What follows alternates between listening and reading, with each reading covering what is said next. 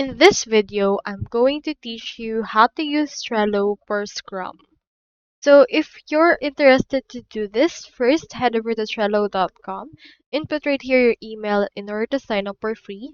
But if you already have an account, head over and click onto this login option that we can see right here. So typically, Scrum is something that enables you to stay focused on goal by biting into a particular project one piece at a time. So for example, you have a project about an e-commerce storefront. You can input specific tasks or little tasks onto that particular project and then set it up by doing one piece at a time.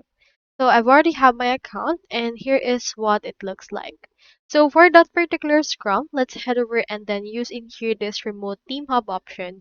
Or if you're the only one who will actually work on this project, you can choose in here this daily task management template.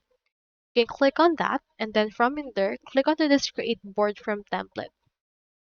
Name your title, click onto this create, and it should be able to create your board. We have in here the backlog to do today, done today, as well as things to do for the next dates right here. So for this case, you can actually add a card. So for example, we're making something about an e-commerce storefront. So for example, let's add in here some tasks like designing logos, design a logo, add in here something like talk to clients, add description, manage menus,